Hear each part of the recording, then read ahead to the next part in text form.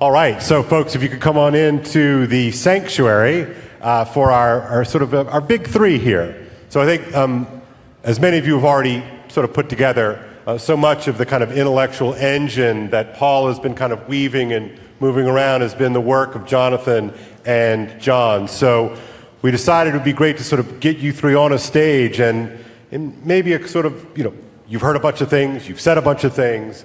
Paul, you have some ideas that might kind of kick us off here, and I'm here in case of emergencies. That's it. So. If we run out of things to say, right? Lows. Anyway. Well, how long do we go? The clock's there? I can't tell you that information. Okay, about an hour, the three of us, and then Q&A. Last night, when you ever do a conference like this, there's a moment that grabs all of us, or one of us. And last night, John, your proclamation of not using LLMs. Now, hang on. It's not. One of the things I thought of immediately was, and don't take this wrong. Wow, I've heard much of my life. I've heard fundamentalists make broad. And you got to understand. This is not a dig. I'll just go ahead and leave now because. But this gets to, I think, a very interesting, serious issue civilizationally. We have, at ARC, for example, and here too, we have Orthodox priests in full regalia. As opposed to, I'm a Protestant, I don't wear a collar. We have the Benedict option. We talked about raising children in a world of screens and people deciding to homeschool. And a question here is, with the AI onslaught, the technological onslaught, what kind of world are we heading into? In our estuary group, we talked a little bit about you have unification, then you have fragmentation, hopefully again in order to unify. And so part of my question is if we are heading into a period of Benedict option communities, neo-techno fundamentalists who say, I will not use this device, or when you see the Amish or the Mennonites walking with I wonder if that's what we will need to survive the meaning crisis, the poly crisis, the meta crisis, if we are going to see sort of a destruction of public culture in hopes of a resurrection. I guess I should answer first. First of all, my comparison was LLMs are like smoking cigarettes. That they're addictive and they're bad for you. I strongly hope that people still continue to do scientific work on AI. My criticism, one of my deepest criticisms of the LLMs, is they were not driven by scientific research. Right? It was an uncoupling of technology from science in a way that I think is very dangerous. Although I do find it very amusing, the irony of me becoming a kind of fundamentalist. That was good, Paul. I think so. I'm asking people to not identify the AGI project with the LLMs because I think it's becoming increasingly clear, and I think this is like, from a scientific point of view, that the LLMs are not going to get us to AGI. And so we shouldn't attach too much to them as to what AGI might look like. Now, they're going to be around, and we should talk about them. And so I'm not censoring and saying, don't talk about the LLMs. But we should understand that if AGI is coming, it's going to be different than the LLMs. Now, as a society, we may not go down that road. We may just choose to pump out bigger and faster LLMs because lots of people can make money. But I think the project of AGI shouldn't be identified with LLMs. Now, that being said, I think it's reasonable to consider the possibility that those things that we have hung our identity on since the advent of modernity, which is our computational capacity to technically manipulate propositional information, and that is what has increasingly been valorized, and many people's profession, at least in part, has that as what they do. That's going away. If your identity is, so just speak, if you think that can't possibly happen, the original computers were people. Before the machines roll out, there were people in organizations. There was a floor filled with people, and they were the computers. When you needed computation done, you sent it down there, right? And we don't have those people anymore because we have the machines. In a similar way, a lot of things are going to disappear that were central to how we understood what it was to be a human being or to be some part of a professional class. And I know that's unpleasant news, but anything that involves people basically doing large amounts of data compression is going to disappear, because very soon what's called the price of inference, I don't like that name because I don't think these machines are currently doing inference, but that's a philosophical issue that none of you care about. Or maybe you do, but it's not relevant here, right? But the price of inference by these machines is going to drop below what it is for human beings to do it, like it did what happened with the original computers. And then whatever we might think about it ethically, it's just going to shift. Now what that means, I guess this will make me sound even more like a fundamentalist. And I say this provocatively, and it's intended to be provocative. The science of the future is theology. Wait. Because you might not like it after a couple minutes. Just see. Okay. What I mean by that is people are going to increasingly, individually and collectively, have to find the source of human identity, selfhood, personhood, in those aspects of what we are that are non-propositional. Our ineffable embodiment and embeddedness in the world, and our ineffable relationship to ultimacy. And as I tried to argue yesterday, that is a spiritual dimension.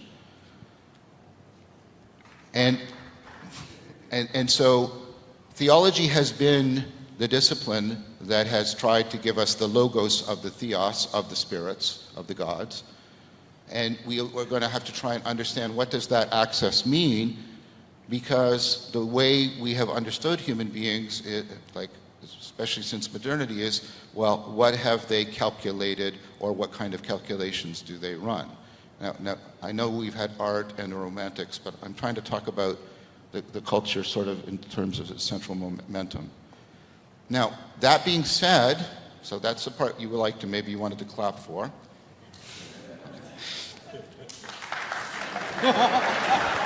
Okay, I wasn't fishing for applause. Theology is the science of the future, but it's going to be a different theology than we've known. Okay? You didn't clap then. Because, right, part of what that shift means is we're going to have to be taking into account, and I'm going to use a technical word because I want to give a lot of oomph to the word, to what I'm going to say. We're talking about new ontologies. That's new structures of how things can be. Now, you use these terms, or you hear them a lot, but I want you to hear them with that extra oomph. We now have the virtual, we now have the artificial, and it doesn't just mean fake anymore, like AI, and we have the cyborg. And if you don't think you're a cyborg, lose your phone for 2 days. Okay? Remember when the Borg were the evil people? Star Trek? The Borg, the Borg. We're all Borgs. Okay. What does it mean? What would it mean if that got tighter? Just to give it a theological spin, and then Jonathan can get angry at me. Yes. What it would mean if that relationship got tighter and you were a cyborg? What would it mean to save that individual? What does that mean now? And I mean religiously save them. What does that mean now? What does it mean when a person's identity bleeds into their virtual avatar? And that avatar bleeds into them. And if you don't think that's happening, you need to read some of my email. What does it mean to save that person? Bring them to enlightenment. That's what I mean. Theology is going to be the science of the future, but it's not going to be the theology that we've been familiar with because we're confronting new ontologies. I am not saying that all the theology of the past is useless. I don't believe in utopias. But I'm trying to make a point that I think theology is going to be both central and it's going to go through some kind of a paradigm shift. And by the way, just to be fair to me, theology has repeatedly gone through major paradigm shifts. Like Thomas Aquinas represents a paradigm shift in theology. And if you don't think so, I don't know what to do. Yeah, that's Jonathan's line. Jonathan's line. So that's my response. My response is, first of all, don't identify AGI with LLMs. Once you make a broader take on that question, I think theology becomes the science of the future, but it's a theology that's going to go through a paradigm shift. That's my proposal in response.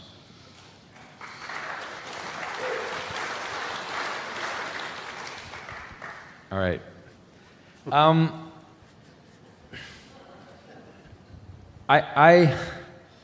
I think that what we're going through, I think that humanity has been here before.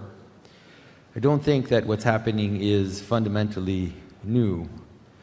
I think that the story of the garments of skin, like the imagery of the garments of skin, that if you follow me, I talk about a lot. I think the notion of supplementarity in itself is still valid. What we're talking about is just increasing powerful aspects of supplementarity to the human body. So like you said, I think wearing clothing makes you a cyborg. Like all humans are cyborgs and have always been cyborgs since the fall of Adam and Eve. It's just levels of to what extent our body extends into and our intelligence extends into supplementary technologies. So I think one of the opportunities that the AIs offer and the LLMs offer is a capacity that we're going to have now to rediscover things that were forgotten during the Enlightenment, like what is magic and what is divination and what is there are certain things that the ancients talked about that became completely opaque during the modern time. When you read them, it was like, this is just gibberish. Like, what are they talking about? Like creating these artificial beings that they were invoking spirits into and that they were putting in service of their wills. People would read that and say, just a bunch of crazy people. What were they talking about? And they were doing the things that are happening now. It's just that we forgot those types of sciences. We didn't know what they were about. And now we're going to understand it again. And people are already understanding it again. It's happening not just with AI, it's happening in all kinds of fields where all of a sudden these kind of vertical you were talking about Thomberg, like all these capacities to understand vertical causes and to understand different types of relationships are happening. So I think that we are on the cusp of all. The re-enchantment is the AI is part of the re-enchantment too. People are going to start to see intelligence act on us, are going to start to see spirits act on us in ways that are way clearer than they've ever been able to notice, that are sped up and so easy to perceive. And so we're going to have everything's going to become religious really fast, and the AI is going to participate in that. So whatever it is, like whether it's AGI or LLMs or anything, I think that we're heading towards a very, very dangerous and crazy time, but also a time of great opportunity for people who are able to have wisdom through that time. So I believe in hierarchy. So I think that we have to use LLMs. We just have to use them. We have to use them in a way that is going to help us understand what the hell's going on. Right? So if we don't use them, then we're not going to understand what's happening. We have to be able to use them in a manner that is helping us see what's happening so that we are ready for, as it gets bigger and more powerful, that we're ready to deal with it in the best way that we can. I don't know what that is, but, right, I mean, I maybe you probably think that too. Like, you're not saying don't ever use LLMs. You're saying don't use them in a way that makes you addicted to them, that will like become part of your everyday life. But we have to use them, or else we won't know what's going on. So or at least some of us have to. Maybe not everyone. Well, maybe there could be monks in monasteries that don't ever touch any of it, and there can be a hierarchy. But we need a bunch of warriors on the edges that are knowing what the enemy is doing, so that we have a way to even fight it. Well, first of all, I want to say two things. One is, use does not imply understanding. How many of you can explain to me how your cell phone works? No, but you're not technically, you don't need to understand technically what's happening to understand what it's doing phenomenologically to our understanding. I disagree. Yeah, okay. Because these things are technologically designed to hack your phenomenology, so that your phenomenology goes yes. And so your phenomenology, by design, is not a good guide to what's actually happening in your interaction. Mm-hmm. I mean, the nudging algorithms. You talk about this too on social media, right? Yeah. So it's not a point that's foreign to you. No. I don't see how. I mean, so like the Amish is a good example. So when I see Amish people and like hardcore Mennonites, like I really admire what they're doing, and I think it's beautiful. And it's similar to when I see monasteries. But what happens is that they have no influence, right? The Amish, at least, like they have no influence. They don't speak into the world. They're isolated. They become like little kernels that are isolated. That's why I talk about hierarchy. That's why I like a monastery better than I like an Amish community, because the monastery in some ways is similar to an Amish community. It's isolated. It tries to participate in a very pure way of being, but then it downstream feeds into people that are in less pure modes of being, and so it can have influence on us, and we can kind of see the model, have to live in our messy world, align ourselves, but then also deal with the messiness of reality. So that's what I tend to think. I think some of us are going to have to use it and have to understand what it's doing to us, have to get a sense. Obviously, we have to protect ourselves and our kids and all of that, because we could have said that about the internet. Like, we could have said it 10 years, 15 years ago about the internet. Well, right? I kind of think we should have. And secondly, my preamble was, I think people should continue to do a scientific and philosophical investigation into AI. I said we should not stop doing that. I think there should be people who are dedicated to giving deep understanding of this, and I consider myself to belong to that group. And so I'm not proposing that I stop doing that. And I think that would address your concern. We need people who study these things very, very deeply, try to bring it back to a scientific practice and not just a technological engineering feed. in order to tell people this is what these things are doing. So again, I'm not using LLMs, and I warned them about the internet and they didn't listen. So the fundamentalist theme continues. But let's we are formed. We are formed, and in many ways, we never escape our formation. So I want to give an example because Paul Kingsnorth, who I'm sure all of you love, I love very much. You know, he recently said, if you use LLM, if you use generative AI, you have to know that you are invoking demons, right? Yep. All right. And so I was like, okay, Paul. Now, I'm not saying that that's not true. Now, the problem is thinking that you don't already do that all the time, right? That's the problem. It's like this, the way that we engage with the LLM, like the kind of divination type behavior that we do, people have been doing that forever, that kind of behavior. Like people that are very close to me will open up their Bible, right, and then read the first verse that comes, and then they will say that it's a message, right, you know, from whatever, and it's like that's a form of divination. It's like Christian divination. I'm not actually against that. I'm saying that we have behaviors that are divinatory, and we have behaviors that are invoking of certain spirits without knowing it. That's why I think the LLMs are there. They can help us understand what we already do, because it's a hyper version of things that already exist, so that we can learn, or we can relearn how the world works.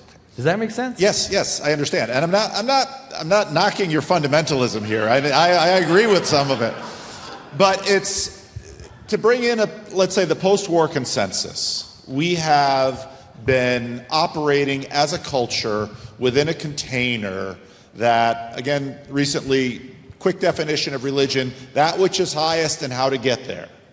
And so this post-war consensus has governed in many ways that which is highest and how to get there. And I think you're right when you talk about theology being the science of the future, and the difficulty we're going to have is the competition between the theologies are going to be more direct. Part of the reason when you listen to people and they look at theologians and they say, it doesn't really matter what they're talking about, because, all of these definitions, they're not functional in the culture. And with the end of the post-war consensus, I was picking at Rod over in the green room about this Civil War thing, because I read Rod, Civil War, Civil War, Civil War. But I've got Jordan Hall. Is Jordan still here? All right. I got Jordan Hall in the back of my head in my consciousness Congress, and he kind of helped me see that, well, when we look at the Ukraine war, we definitely see a war. And, we definitely have all these jitters about war with China, but haven't we always we've been at war with China? So what I understand is that I wonder to what degree we will, as a culture, continue to be able to productively work together when theology once again becomes the king of the sciences. Queen. Correct. You're correct. The queen of the sciences. It's correct. It's the queen. And then I'm not saying that there's going to be the red and the blue and the gray, because you have states and border states and all that. But I think you're right. I don't think you're wrong. And I'm not offended by your fundamentalism.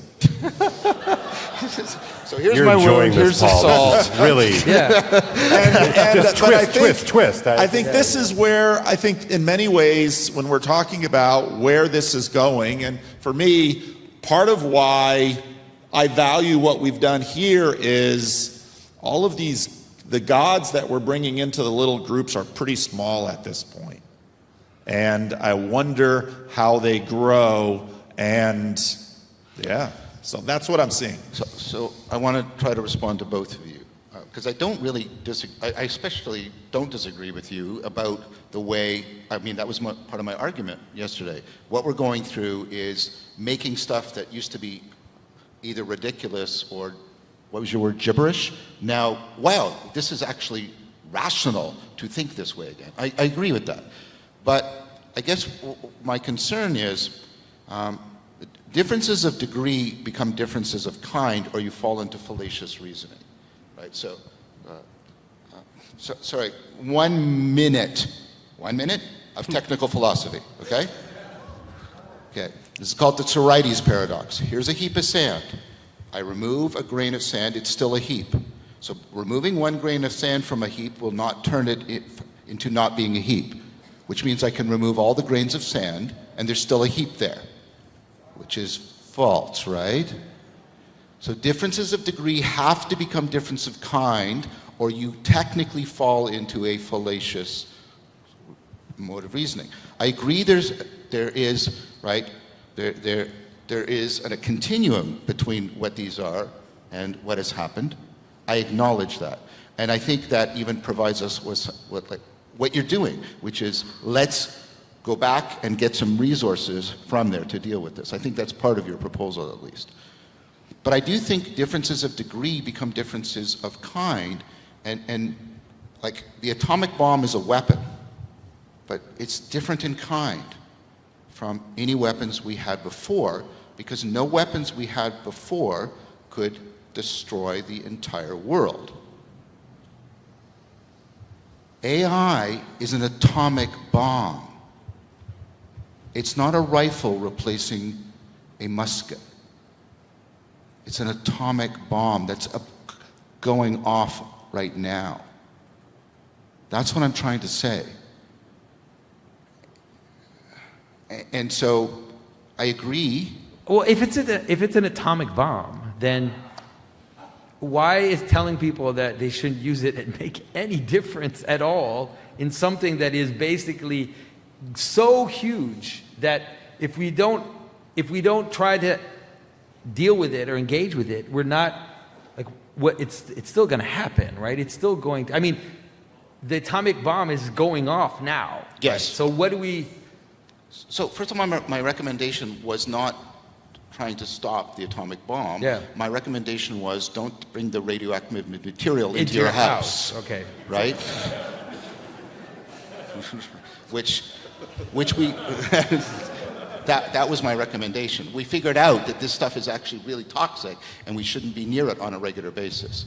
So that's the analogy I'm actually trying to argue for. Yeah, so you're more arguing for, in terms of personally, what it would do. That's why I compared it to smoking. Right. Yeah, smoking or taking a drug or Yes. something like that.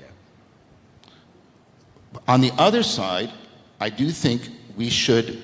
So what I'm worried about is the normalization of AI with using the LLMs. So put aside the personal toxicity issue. Now I'll play in your arena, right? I'm worried about the normalization of this, which is actually masking how powerful it is. So that's a different concern. So that's why I want. Well, I'll change my thing then. Use your LLMs after you get an undergraduate degree in the philosophy of AI. Right. No. That was sort of the nature of my question. Is like for the three of you, firing up Grok or Chat or what have you. Like, I'm not really worried about you three. You should be. Well, what I mean is that I think that you all have sort of the exercised muscle of temperance to be able to recognize internally and through your friendships when this thing is colonizing you to such the point where you... So I'm going to give you some great literature. Become possessed. Dr. Faustus, the really well-read, really smart guy summons a demon and... Right, but Faustus has no friends. Right, and so in other words, yes, I would recommend that the three of you not spend the next 5 months just all in and answering and talking and doing all those sorts of things.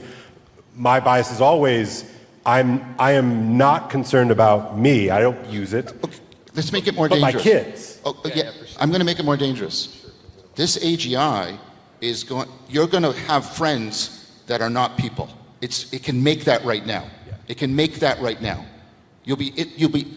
There's a good chance that some of you are talking to somebody on the internet that is not a person, and you don't know it.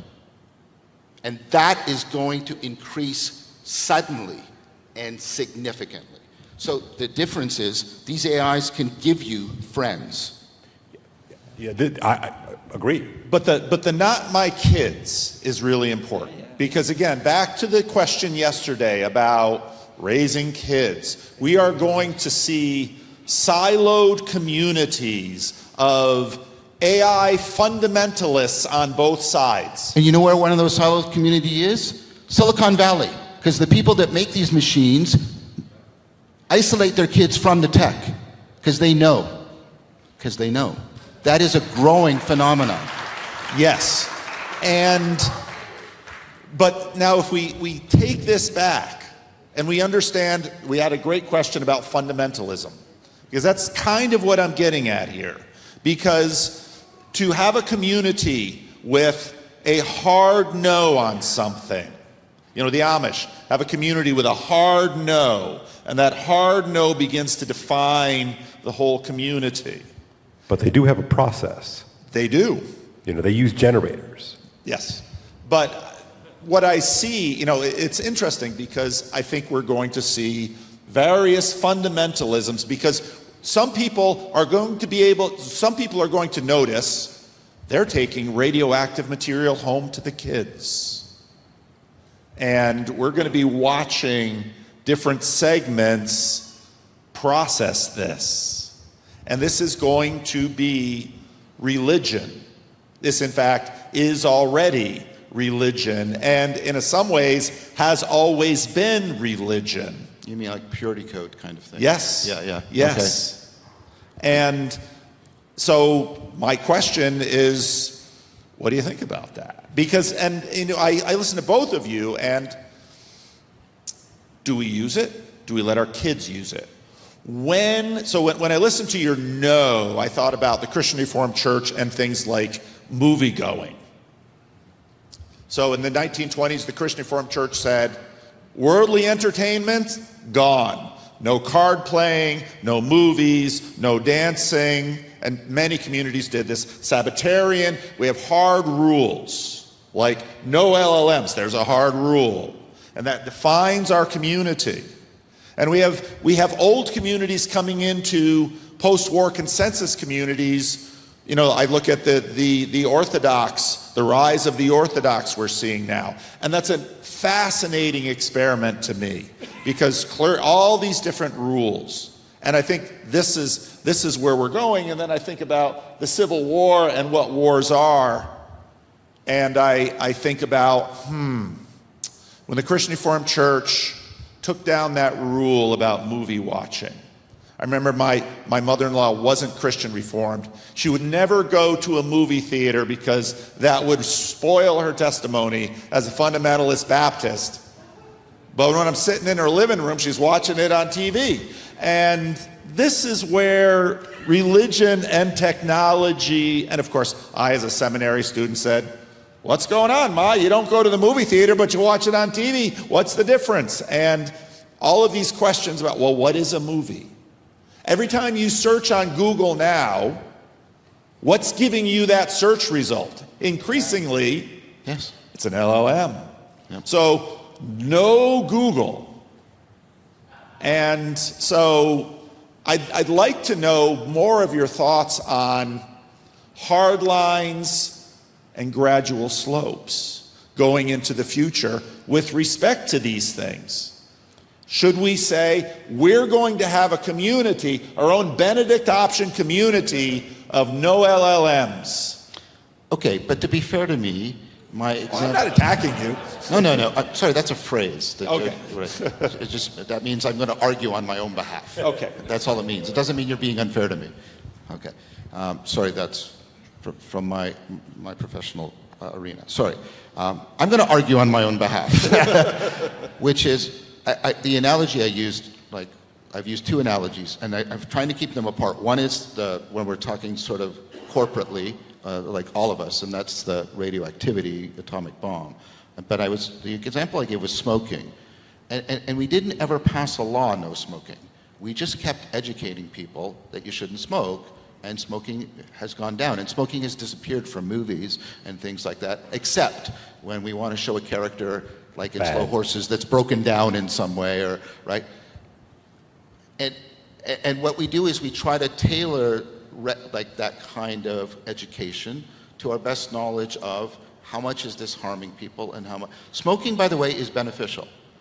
Okay? Nicotine increases your working memory efficiency in a powerful way. That's why you get addicted to it. So it ramps you up, and it is beneficial. That's why people use it. That's why you get addicted. Every other addiction is measured against nicotine because it is so powerful. But, right, what I'm trying to say is we've come to, I think, a good conclusion that the risks, the health risks, are worse than the benefits. Right now, the current machines, I think, are exactly in that. And so I don't want to propose a Benedictine order or a rule for. I want to do what we did. That's what I was trying to do. What we did with smoking is, this is really bad for you. Don't do it. Just like, don't drink and drive. But if you believe it's really bad, at least within your sphere of influence. We do stuff that we know is really bad to some degree all the time. That's why I made the argument about differences of degree become differences of kind. You have to manage the degrees before they become differences of kind. That's the point I was trying to make. Yeah, and I think in terms of in the way that you talk about these purity rules and stuff like that, like, I find all that very uninteresting. Like the idea of like rules, I hate that stuff. Like it's why he's an Orthodox. No, it's why it is. It's actually why I became Orthodox, is because I hate rules. I know that sounds weird to you, but if you've ever been to confession to a priest, you'll see that rules are in service of your salvation, and that's it. They're not there in themselves. Like they don't exist in themselves. And it's the same with all this. So like, to me, the question of AI and LLM is always going to be, what does it serve, right? What is it doing? And what is it doing to us, and what is it serving? So if it's extremely huge and dangerous and powerful, and therefore the question of the fact that it serves mammon at this Yes. particular time, that is definitely a huge problem about what it's doing. Again, you always have to remember there's a lot of other things you're doing that serve mammon too. You kind of have to get that all in check. But I think that, like, just the same way as the computer or the internet, it should be possible for these things to serve proper goals. Oh, if that's your point, I don't disagree with that in principle. That's not my point. Mm-hmm. That's what I mean about the science of AI. Like AI doesn't have to be LLMs that pretend to serve us in order to put us into service, because that's what they're doing. Like, if you think any of those things are serving you, you're duped, because they pretend to serve you in order to put you into service. Farming. But that is not an intrinsic feature of AI or AGI. I'm not arguing that. I want to make very clear. If that's what you want to, is it possible to reconnect the project of AI to science and perhaps to philosophy or theology, such that it could help us towards, I use this term generically, I do, enlightenment. That's what I propose. That is a real thing we could do. Mm-hmm. Yeah, it's funny because we actually probably disagree. I really hate the idea of AGI, or of like actual artificial beings. I find that the scariest thing of all. I think that something like the LLMs, the way that I treat them, or the way that I engage with the LLMs, is it's similar to the way that I use a router when I'm carving, right? It's like A jig. yeah. If I was an artist in the Renaissance, I would have 10 assistants, and then they would do those things for me. And so now I don't have 10 assistants. I have a router, and so I can carve out the first part of the carving mechanically, and then I do the rest by hand. So when I engage with LLMs, I think, oh, I have a research assistant. That's awesome. I've never had a research assistant. So I can ask my research assistant to do the grunt work for my interests. And obviously I have to analyze it and check it. I don't just take whatever, especially because they lie and they fabulate. So you have to kind of use it as like a junior research assistant that makes a bunch of mistakes. You ask it like, oh, go find this, come back to me. So that's the way that I use it. Do you feel you have a moral obligation to that research assistant? Because you do with a human being, right? Oh, for sure, yeah. But not with a router. I don't have a moral obligation to a router. It does change. It does, obviously. Yeah, you're right. Well, I'm not accusing you. I'm trying to say, look, something insidious here. It's like my research assistant, but I can treat it like a slave. It's an agent. Yeah, but so is a router. I can treat my router pretty much like a slave. Yeah, but you wouldn't treat the research assistant as a slave. But my carving assistant, I wouldn't treat as a slave either. Like if I had 10 carving assistants, I mean... That's my point. Now I have one and a router. But you're missing my point. My point is, the LLMs are not tools, they're agents. That's how you described it. It's a research agent for me. No, for sure it's different than the router. I mean, because it is dealing with questions of information. But it's training you to treat an agent without any moral regard. Don't you think that's dangerous? What about video games? I mean, because that's probably because I don't believe in true artificial beings. Well, so I don't really care. I don't, when I watch movies where you feel sorry for robots, I have no sympathy. I'm like, kill the robot, it doesn't matter, it's a machine. Like, why are you making me feel sorry for the robot? I don't feel sorry for the robot. And I don't feel sorry for I don't believe in true artificial, like human-created artificial beings that are the equivalent of us. I don't believe that that's possible. Like, I don't believe it's metaphysically possible. I don't think that humans can create something that is equal or higher than them. I don't think that's possible. I don't think it's metaphysically possible. So it's metaphysically impossible, but human beings make machines that can move faster, fly, and we can, like we do in our service.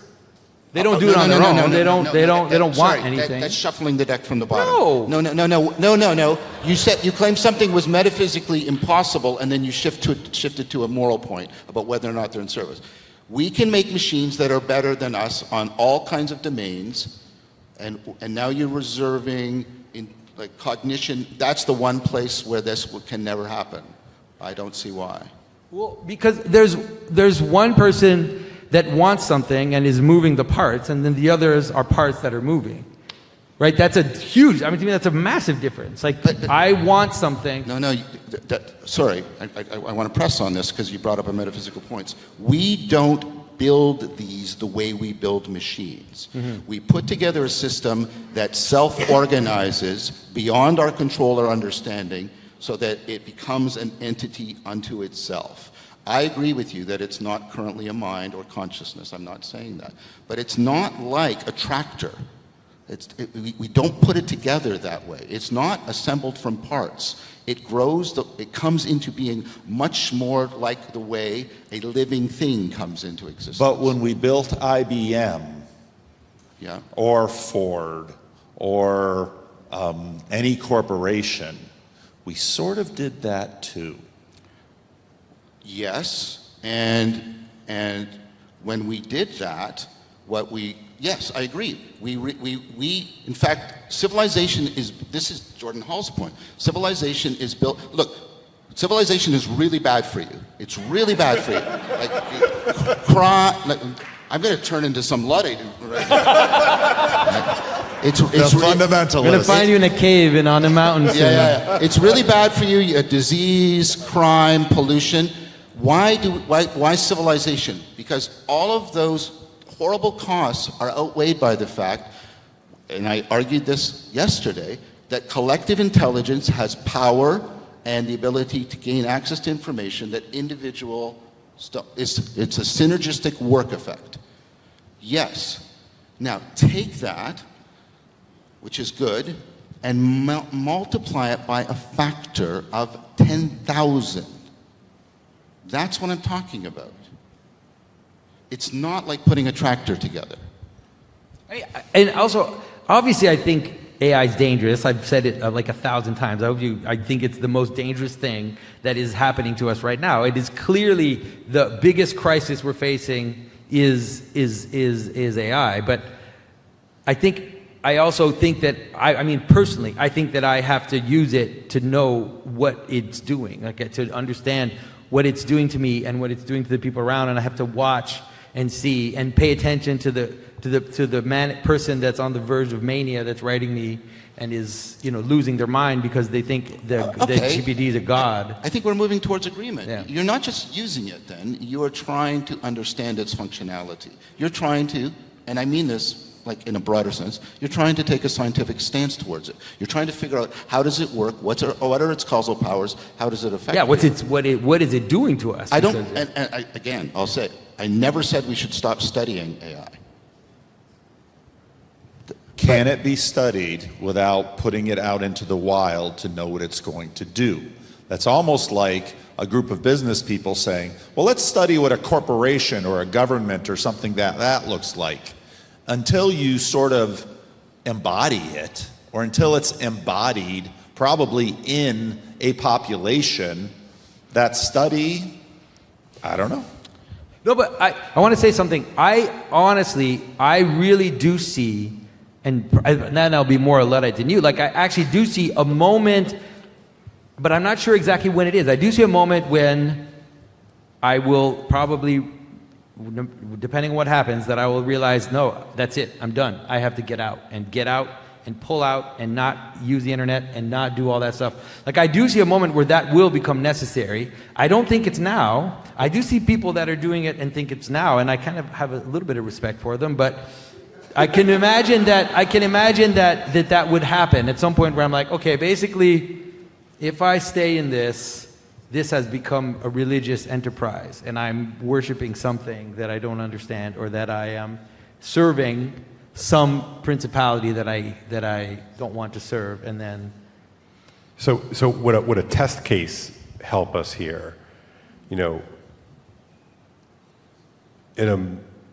an opportunity to be more efficient and to save money and cut costs, I can have my troubled kids at school seek the counsel of a ChatGPT bot.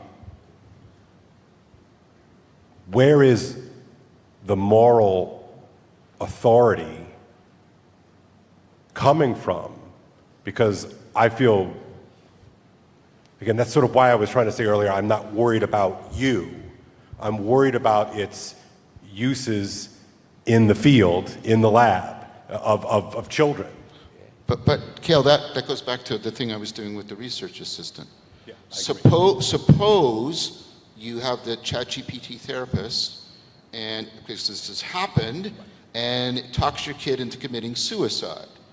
Who bears the moral and legal responsibility for that? Or leaving your wife. Right, or, fill in the blank. Who bears the moral responsibility? Right, I'm worried about it training us to separate agency from moral and legal responsibility. Right, so I drive my car and I follow the blue dot, right? Pardon me? I throw open the GPS and I follow the blue dot. I've ceded my moral authority. I'm living in a world that is built out by a sort of a digital body, and I'm saying, well, that's what the little blue dot is telling me to do. That's right. Okay. Right, and So where's your agency now? Where is that muscle now? I'm trying to make sure I get the analogy. So if it took you to a blue He's trying to dot. get you to say that you won't use GPS anymore. No. Hey, I The just did it. fundamentalist. Yeah, No, that's no, it. no, No no. GPS for you, John. No, I think I'm swerving over to John's sort of fear that. So I think I'm trying to follow along with you. In other words, with the LLMs, So yeah, it's not John doing anything anymore. John's just letting the car go where the car is being led. well, yeah, and that's a problem because we are now on the cusp of autonomous cars. Right. Right. And again, if that car's in an accident and kills somebody, Who's at fault? exactly. So we're getting into the. This is. But worse. What it's harder if anybody is an autonomous driver. So then the energy is going to be, well, no, everybody's got to drive a self-driving car because you're now the danger. Exactly. So if you know that putting your car on autonomous mode absolves you of legal and moral responsibility, there will be a salient incentive for people to do that. Yes, exactly. That's my point. It seems like innocent use, and it sets up patterns that are deeply dangerous. Because, this is Heidegger's point. Technology is not innocent. It is an ontology that trains us into ethical and legal and philosophical codes. And AI is not another technology because we're passing from tools that are becoming agents. In fact, we're now calling them agents, which is significant, by the way. Because one of the things I got from people initially when I tried to do this, I guess I'm Cassandra or something, right? And they, but they're just tools. And it's like, no, they're not. Right. Right? No, they're not. That, Okay? And I'm not claiming I have but back to my point, where have we gone when we've gone through a major change? The Bronze Age collapse, things are changed, and what happens in the Axial Revolution is we have basically a theological, philosophical paradigm shift to try and deal with the new ontologies. And that's another analogy I would use. AI is going to be like the Bronze Age collapse. It's not going to be like the invention of the tractor. I agree. I think it's not just AI because it's been interesting because, well, we've already talked about, well, corporation is sort of a pre-computer AI that we constructed, and when that little blue line leads you astray, do you sue Google? Yeah. Because the corporation was the one who, and it's buried in the terms of service. Yeah, everybody signs those terms. and we signed the terms of service. So at what point? So when we, so again, that's back to the war. Okay, what is collapse? Because then you have a question of speed. What is collapse? How do we see it? How do we know it's happening? It's like nobody in the golden age thinks they're in the golden age until you look back to the golden age. I don't know. The people in Renaissance sort of thought they were in a golden age, what was happening. Do you think they were in a golden age? That's Total beginning of decadence. Well, actually, I argued the same thing. But the point I'm making is they thought it was a golden age when they're in the golden age. But, okay. I don't know how. So this is what humans are really technical term multivariate, meaning multiple variables interacting in a complex fashion, which is why most of our, okay, don't misjudge me on this. I think that greenhouse gases are an issue and everything. I'm not, but scientifically, our models of it are crap. That's why all the predictions don't happen. And we shouldn't there's no, it's a conspiracy. That's bullshit.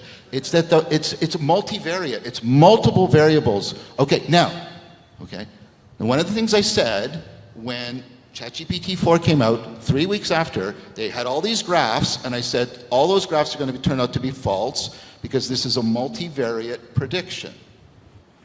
And yes, that was by and large the case. And we are, I don't know how to answer your question about that because I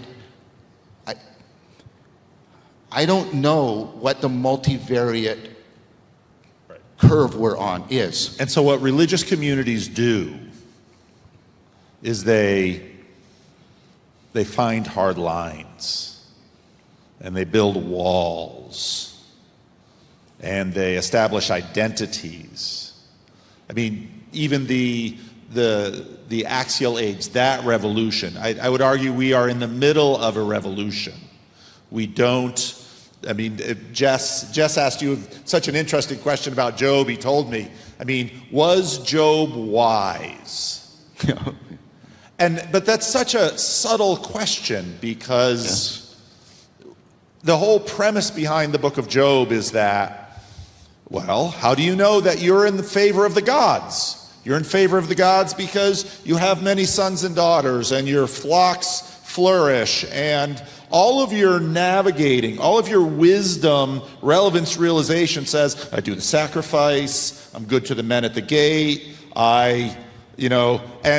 and then, of course, it all collapsed. The raiders comes in, the house, the whirlwind takes down the house, and the friends say, Job, you have no wisdom. How do we know? It all collapsed. And so what religious communities do is they put a stake in the ground. And the Amish did at a certain point, and then they work their little thing. And the American fundamentalists said, oh, the Bible was our stake, and these people are saying, so bang, here are these rules in the Christian Reformed Church. No movies, no card playing, and I think we are in the process of doing that again now. And so I'm not picking on you. When it was just when you said, I don't use LLMs, I thought, there's the root of that religious impulse in us. Well, I guess I want to, fair enough. I'm not picking on you, my friend. You know that. No, it's okay. It's okay.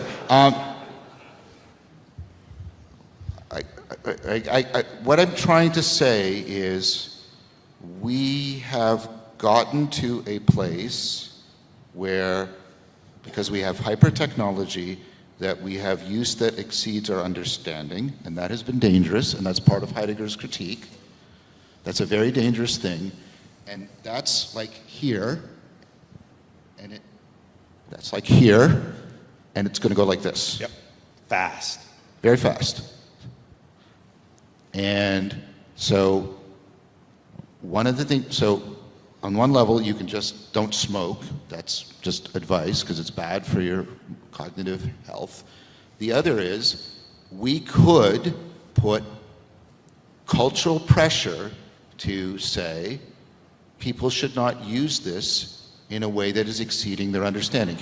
When things are, okay, I don't know if this is fundamentalist or not, but this is classic. I'm going to refer to myself in the third person. This is a classic Vervaeke. When the salience of something far exceeds your understanding, that is bullshit. And that is the engine of self-deception. And if we do not try to force the powers that be to keep like our understanding growing proportionate to the use, then we are driving self-deception in a massive way. And because these machines hallucinate and confabulate and confirm and soothe us, that is going to be titanically bad. I get email every day, multiple emails from people who are convinced their LLM has achieved enlightenment, not just consciousness, but enlightenment, has shown them the truth about God or whatever, and I had better listen to this. And if one of them wrote you, and then a week, a month, or a year later, you saw them on the cover, that they were on all of the things, and they suddenly became fabulously wealthy. And they had 7, 8, 9 concubines, each with a few children after them. Uh-oh. Well, they don't marry them. That's post-marriage. You're talking about Elon now, is what you're talking about. would that in your mind, Paul Vanderklay, by the way, if you're listening. Paul Vanderklay. Not would that Cale, in your mind not John. suggest that perhaps that person had wisdom? No. Because I have a different interpretation of the book of Job. I think the book of Job is there because of an axial confrontation with a Bronze Age idea, the just world hypothesis, that the world is intrinsically just right. and runs as just machinery. Right. And it doesn't. Right. Right? Because Auschwitz. So then the question is, again, your religion is the thing that says, okay, how will I know when the person writes to me and says, my LLM has now, given me enlightenment, how will you know if they're right or wrong? How will I know if they're right? You would ever think that they'd be right? Well, I don't know. We've got whole communities that have churches that are far more decorated from this one, and they're this one. Is this a church or an auditorium? And There's a cross. And we're looking at them and we're saying, wow, if I go there, you know what? Maybe I'll be able to be a good husband and a good father and have children and feel stable. That's what religion does. We're attracted to the monk or the preacher or Elon. Why is Elon a god? Why are we attracted to this? This is the religious fragmentation we're watching. Okay, but I want to go back to because I sort of share his shock. No, come on, because this is the question we have been asking, since the axial revolution. How do we know when somebody knows? And I'm not trying to do epistemology here, okay? Right. But what we've said is, what we do is we come up with, ecologies of practices for reducing self-deception, and that's what the scientific methods, there isn't a single scientific method. The scientific methods are this, and we've figured out certain kinds of argumentation, certain dialogical relations, reduce the chance of self-deception, increase the chance that none of these are foolproof, they're all error-prone, but we can constantly work to make them more self-improving. That's not how the LLMs are working. If we made machines that were working this way and worked with us that way so that they enhanced our cognition, they enhanced our cognitive agency, they learned from us as we learned from them, this is what I've talked about in mentoring the machines, then I would take seriously a proposal like that. That's how I would answer you. When someone comes to me and they say they're troubled, this is basically what your therapist LLM will do. I don't feel good. What's the test of the efficacy of the AI therapist? Do I feel better? And there's a whole world surrounding that. Okay, how is your marriage improving because of the AI therapist? Mm-hmm. Is your work performance improving because of the AI therapist? That's all on a scale. If I decide that, I don't know, am I going to go to Rome or, I don't know, what city is Constantinople? Which one do I go to? Sure, go for it, Constantinople. If I go to one of them and people are going to decide, okay, Paul is switching horses. He's gonna grow his beard finally and not cut it. He's gonna wear all black, or I'll get the collar. How will we judge Paul's choice? And I think what we're going to see is that on much different scales coming forward, because you're exactly right about the acceleration. If in some ways the LLM is similar to a corporation, except we're running all of these sort of virtual language models on the stuff that people have. It's derivative of people, and we have that multiplication. that's really going to accelerate things, and then we get back to judging what is good. And that's exactly, you're right, that's exactly the question with Job. Because the book of Job in some ways documents that shift. Yes, I agree. And you would also agree that we're about possibly to be in the process of another shift. It's happening. It's happening right now. How will we measure the good on the other side of this shift? Just like Job's friends were measuring it before the shift, and Job is enacting the shift. And if we're in the middle of the shift, if we are in fact in that shift, what will the good look like?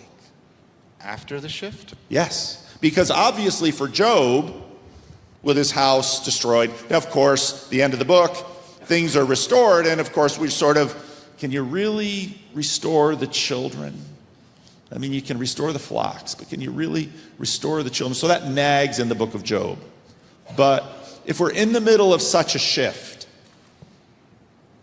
what does the other side look like? I don't expect you to be able to answer it, but it's that degree of change, if I understand you correctly.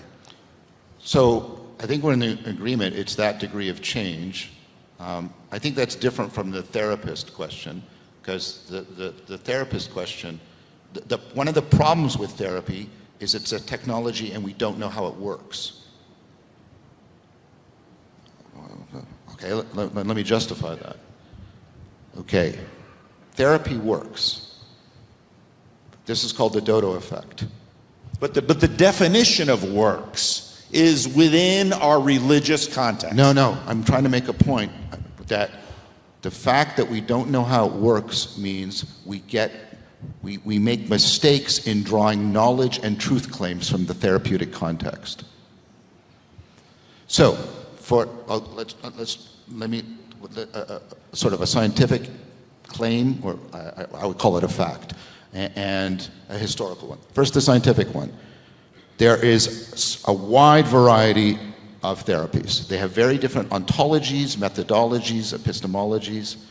They all work about the same, which means all that machinery is not accounting for their success. What accounts for therapeutic success is the ability to establish rapport between the therapist and the client. And what is rapport and how do you establish it? We don't. So it's basically aspirin technology. Why do aspirins work? I don't know. I take it, my headache goes away. Right?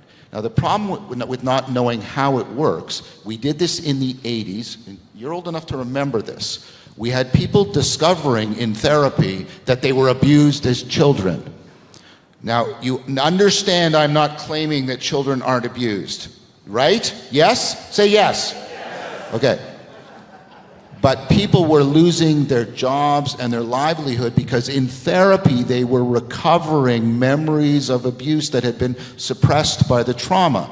And a scientist, cognitive psychologist, cognitive scientist, Elizabeth Loftus, tried to argue, you can't trust that because therapy works by hijacking reconstructive memory. That's how it actually works. And so it's very likely that the therapist is like creating memories that aren't veridical. And everybody, like they wanted to basically kill her and torture, and then she turned out to be right. She turned out, and the case after case.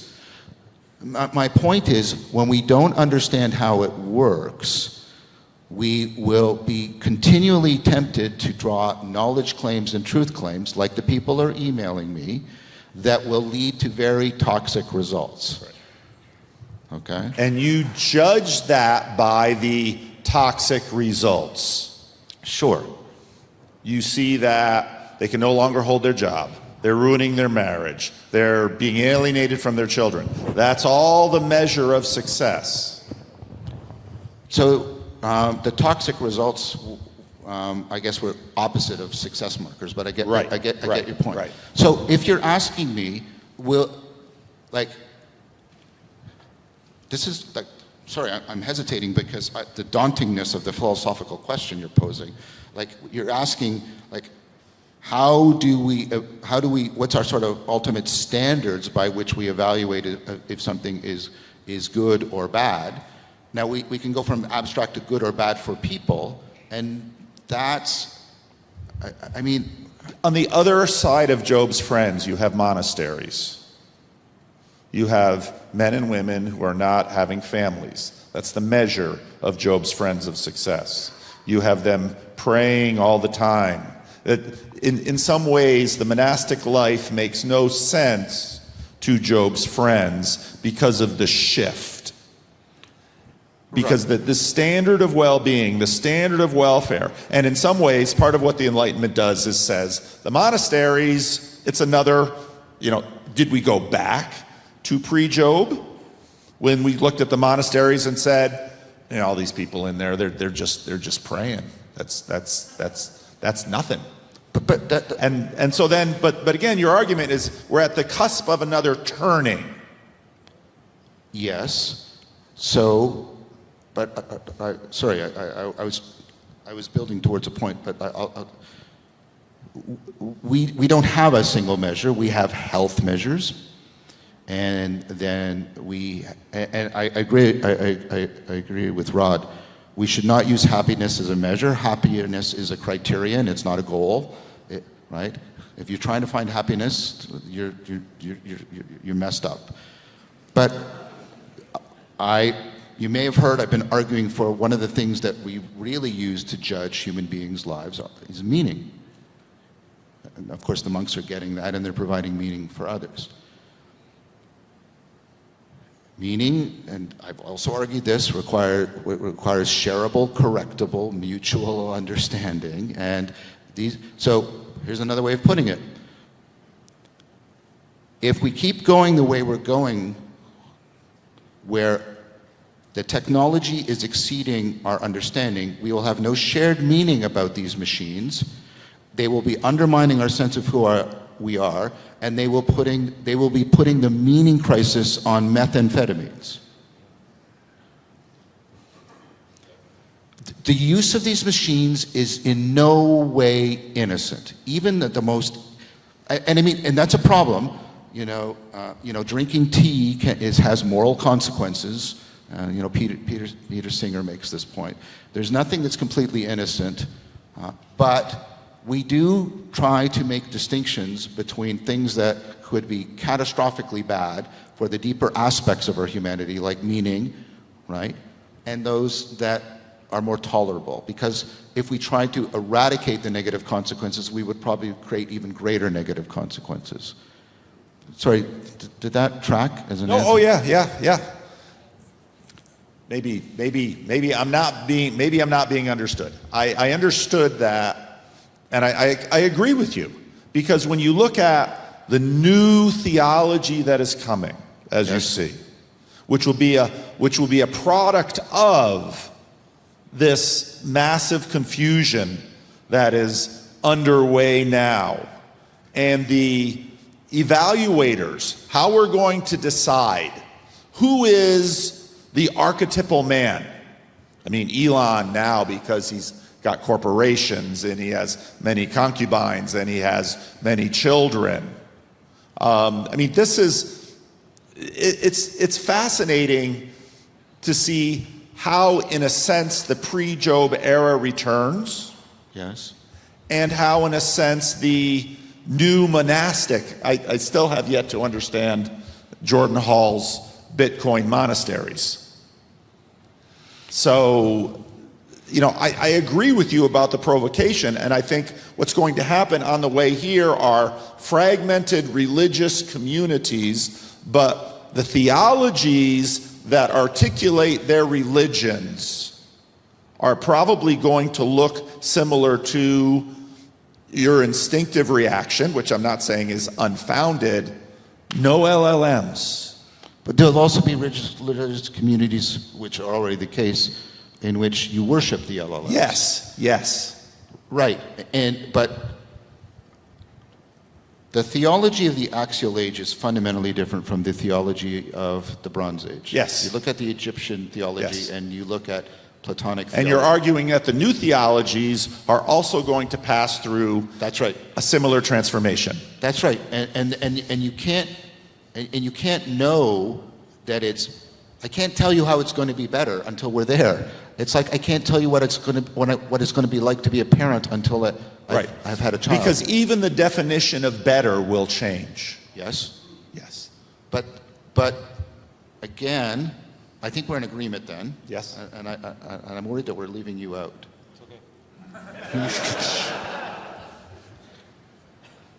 The one thing I want to put in this is the meaning and the definition isn't going to be made just by human beings. Correct. If it ever has been. That was cryptic. Say more. Yeah. Go.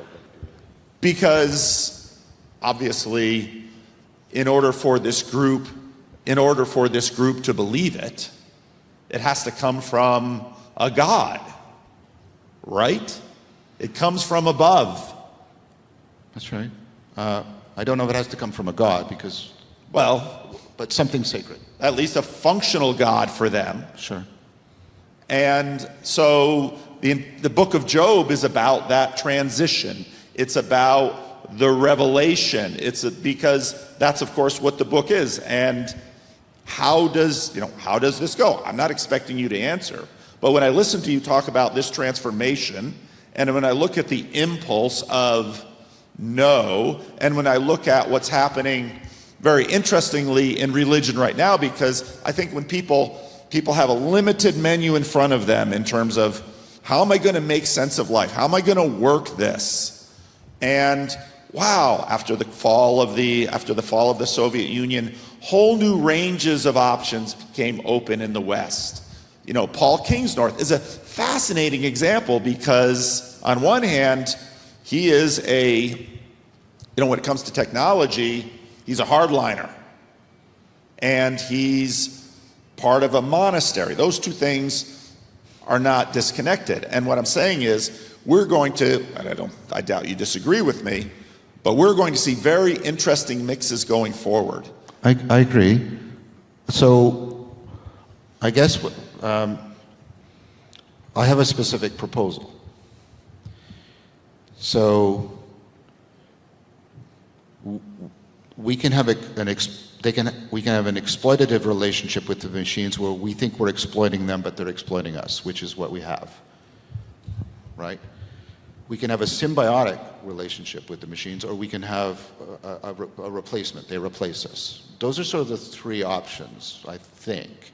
I'm not quite sure what other options there would be. If we want to try and go through this transition in a way that has a chance, I would argue, for us to preserve our humanity, then we have to get the machines to not only be artificially intelligent, but artificially reasonable and artificially wise. Because if they don't have those capacities, then we have no normative purchase on them. We can't appeal to them in any normative way. If they're merely intelligent, we can't appeal to them normatively, because intelligence does not guarantee. You can be an intelligent psychopath. Do you acknowledge that reality? Okay. Now here's the problem we face. We currently use the fact that our intelligence is a natural gift. Barring trauma, your intelligence will unfold. We use that as the template against which we train these machines. We are not naturally reasonable. We are not naturally wise. If we want these machines to gain the ability to respond to normative demands, the true, the good, and the beautiful, and then they become reasonable, they become oriented towards becoming wiser, and I'm not saying we definitely go that way, but if we do want to make them responsible to normative claims, normative demands, that's what we have to do, then we have to become more reasonable and more wise. because we have to have a greater population of training sets and role models and et cetera, that feed into these machines. Like, and my response there is, that's the only way we might get a normative purchase on them, and that's the best way we can go through a horrible transition, trying to be more reasonable and wiser than we currently are. So I think I got an audience question here that I think will actually be very helpful. I didn't think we'd be talking about AI. I didn't think so either, but here we are. Yeah. So the spirit of this fellowship has led us here. So Corey's question is this, and this is for any of you on the panel: is the missing puzzle piece personalism in a relationist ontology? Meaning making is mimetic, persons seeing, copying, and conforming to other persons. LLMs are a huge step in severing our relational umbilical cord to persons. What is the danger of conforming our souls to a machine instead of a person? I think that was, whoever said that, that was brilliant. Corey said that. Corey. Who? Where? It magically appeared in my machine. That's exactly, if you'll forgive me, that's exactly the argument I'm making. That what these machines are doing is they're severing agency from selfhood and personhood, and thereby, that's why they represent a fundamentally new ontology for us. And that's very dangerous. I think, and what I was just proposing is, and I know Jonathan and maybe Paul even disagree with me ontologically, so I'll try and make it more neutral. We should try to give them the attributes that make beings selves and persons: reasonableness, right? An ability to, like, if we could get a machine that could care about making a promise and keeping a promise, that would be way more important than anything we've got right now. If we could get a machine that, and don't tell me your ChatGPT promises you things all the time, okay? If I'm proposing, we should try and see if we can bind selfhood and personhood back to these machines. Maybe we can't. I'm enough of a scientist, and if we can't, then we discover what we are. Okay? But maybe we can. Give me at least a logical possibility. I know you're, okay? But then if we can, then we mitigate that danger that Corey's question brought up so profoundly. Because we can then, we don't have to, the alignment problem can't be solved by trying to program the machine to follow our values and codes. We can't even get each other to do that. And the machines are also going to be self-correcting and self-transcendent. If we can get them to bind themselves to what is true, good, and beautiful, then we have a chance. But you know what a kind of entity binds itself to what's true, good, and beautiful? A person. That's what makes a person a person. That's why none of the animals, and some of them have a sense of self, are persons. So that's, yeah. And my proposal is we should try it as a scientist. If we can't do it, then we know. Yep, look. And then if we can do it, then we can align them. Not to us, but to what is ultimately true, good, and beautiful. Don't get them aligned to us, get them aligned to God. I still don't know how you would know when you did it. How do you know that your kid has it? That's a good question. Yeah. But I judge my child by all of these metrics within this system. Right, and I gave you some. I like the metrics, not just of intelligence. So my point is the metrics we're using are just metrics of intelligence. Here is what we have good scientific evidence for. Intelligence is only weakly correlated with reasonableness, which is only weakly correlated with virtue. But you wouldn't know this until you somehow saw the results of this, which aren't going to appear on a screen. When I look at the flourishing of my children, I look at the quality of their relationships with other people. I look at the quality of their performance at work. I look for the quality of the development of their character and all of these other metrics. And at this point, I don't know how we would discover that in a machine. We try to evaluate corporations according to such things, but as in fact the very interesting, spicy conversation between Elizabeth and Rod was very much about these, in sense, old school artificial bodies called governments and how they are managing migrants, et cetera, et cetera. So when I hear you say this, I think, yeah, but I don't even know if it were there, we could recognize it, because we are in many ways bound to exactly what Job's friends were bound to. We may be too, I don't know what the right adjective is, stupid.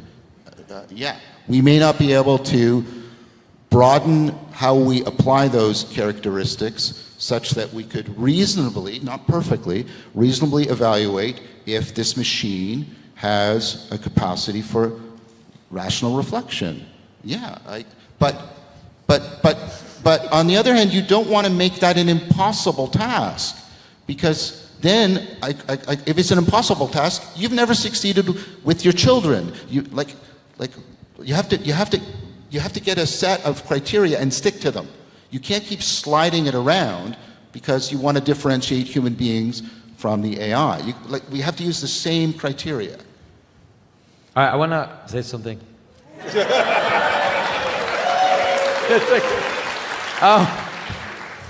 So it's funny because I guess I have a different perspective in general. I do think that the problem we're having is an acceleration of something that has been around for a very long time. I think that the problem that Corey presents is the problem that Plato presents in Phaedra, and that's the question that Socrates asks of writing, right? It's like, how, if we align ourselves on writings instead of people, how can we have, so there's an external technological inscription of wisdom in a text, and then we align ourselves on that text rather than align ourselves on each other. What will that do? What will it do? And it causes real problems. And the problem that we're facing, I think, is an acceleration of what Socrates presents in Phaedra. It's like you just run it and you increase it. You're right, maybe it's difference in kind because it's 10,000 times bigger. I'm literally just shifting my position. The questions that are being posed. So listening to both of you, it's super interesting because what I realize is that ultimately the solution to all of this is to become saints ourselves, right? That seems to be the solution. Yes. In the sense that,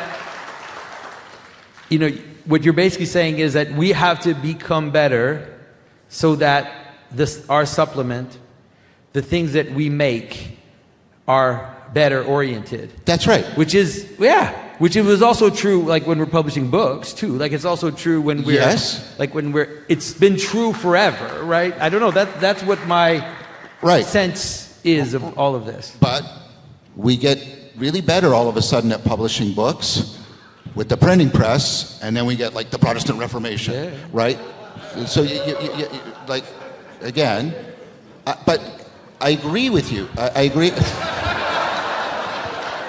I agree with you. I agree that what I'm proposing, I don't object to the language at all. Mm-hmm. In fact, one of the things I'm wrestling with, and I mean philosophically, Socratically wrestling with, because of the philosophical Silk Road, is what is the relationship, what are the differences, what's the overlap, whatever. I'm wrestling between a sage and a saint, right?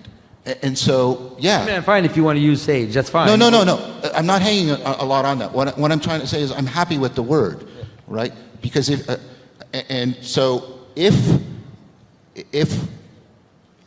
if you're saying that what I'm saying is we should try to become saints, and that will give us a best chance of aligning these machines to the good, that's my proposal in a sentence. Yes, that is my proposal in a sentence. And maybe if we become saints, we actually won't care about this stuff anymore. Just we might not care about these machines. Possibly.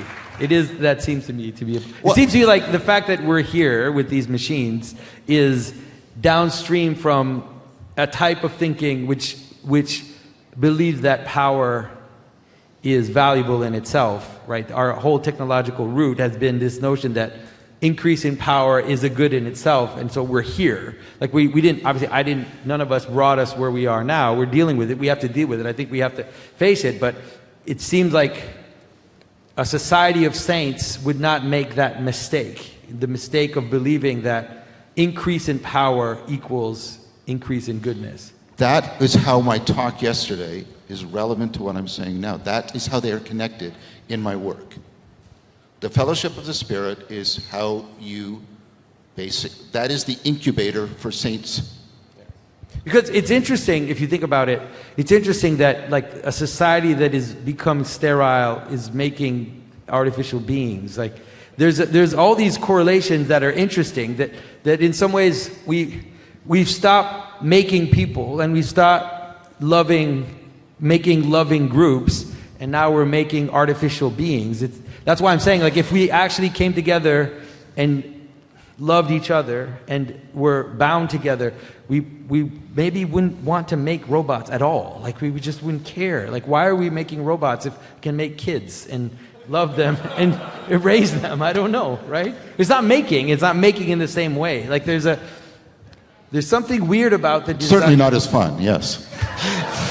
There's something right there's something weird about the desire to make there's something presumptuous or something godlike in the wrong way about But Jonathan, now I'm going to sound like you. Yeah. That's the Promethean spirit that we've been There you go. Exactly. Yeah. So that's right. That's what I think. Right? I think that in some ways, if we become holy, if we become sages, if we become saints, we will abandon the Promethean spirit.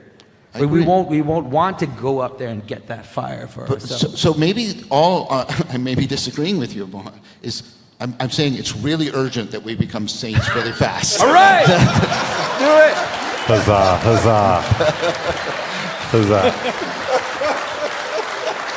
So, gentlemen, we do have to draw this to close in just a minute, but I would like, if you have a parting thought before we break for dinner. Or we can just wrap it up now, gentlemen.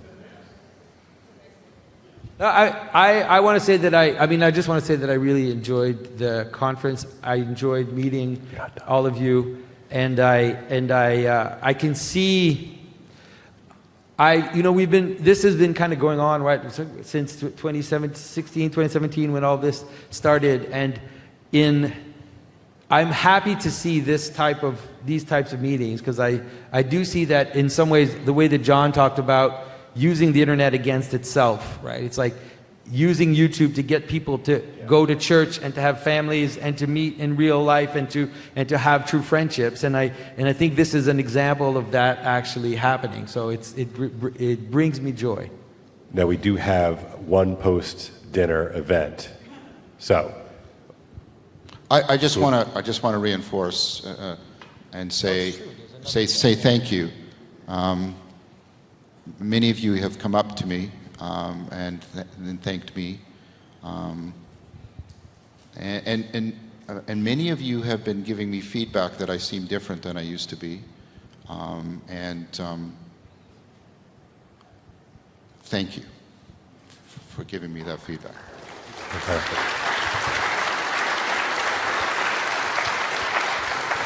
And not only thank these two really lovely, wonderful gentlemen that I love, but also all of you, because the truth is, if you hadn't come today, we wouldn't be sitting on this stage. Yep. And we'd have been having a Zoom call instead.